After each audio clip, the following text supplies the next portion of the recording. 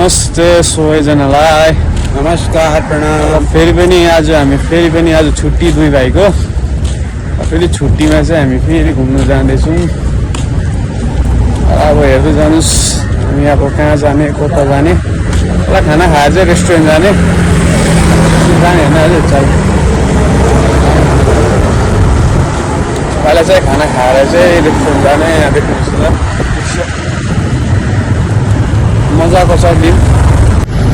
अब हामी चाहिँ पुग्नु आँट्यौँ हो खाना खाने जग्गा। खाने जग्गादेखि पुग्नु आँट्यौँ।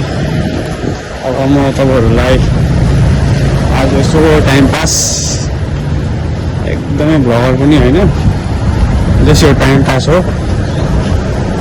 यसो टाइम पासमा चाहिँ तपाईँहरूलाई यसो भिडियो देखाइदियो भनेर नि यता अब यहाँ तपाईँले भ्यू देख्नु सक्नुहुन्छ।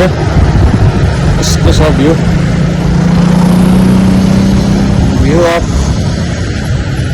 देख्नु सक्नुहुन्छ तपाईँहरूले। यो चाहिँ मेन रोड हो। यो चाहिँ मालदिप्सको मेन रोड हो। धेरै सानो छ, यत्रो ठुलो पनि छैन क्या। जस्तो कि हाम्रो हाइवे दिल्लीहरू त्यस्तै हाइवेहरू चाहिँ छैन। हाम्रो सिलगढी त्यस्तो पनि छैन हाइवे, एकदमै सानो छ। किनभने यो कति यो कम्तीमा भन्दा पनि यो वरिपरि पानी त छ हो। वरिपरि पानी छ। त्यो बिचमा चाहिँ यति खालि हो जमिन। यता पानी छ तपाईँको यो कति 50 मिटरमा यता पानी छ। यता त 100 मिटर होला, उता पानी नै छ। 100 मिटर होला पानी नै छ। त्यसै कारण चाहिँ साह्रै सानो छ यो जग्गा। अन्त आनेवाला समयमा डुब्नु सक्छ भन्ने त्यो न्युजहरू देखिँदैछ र छिटोभन्दा छिटो निक्लिनुपर्छ यहाँबाट। बर्सेरी छ। र हामी फेरि खानासँग खाएर चाहिँ आइपुग्यो बीच साइड। देख्नु सक्नुहुन्छ भ्यू। तपाईँले भ्युज देख्नु सक्नुहुन्छ बीच साइडको। आज एकदमै घाम छैन। यहाँ देख्नु सक्नुहुन्छ काठ। आज एकदमै घाम छैन र एकदम शीतल दिन भएको छ। अब चाहिँ खानासाना खाएर चाहिँ फेरि हामी रेस्टुरेन्ट जानेछौँ। त्यहाँ चाहिँ नेस्क्याफे ब्ल्याक खान जस्ट अब टाइम पास बस्नुको लागि भए पनि एउटा यसो कफी त खाइदिनु पऱ्यो। त्यसै बस्नु त दिँदैन भनेर चाहिँ हामी सधैँ छुट्टीमा चाहिँ हामी रेस्टुरेन्ट जान्छौँ।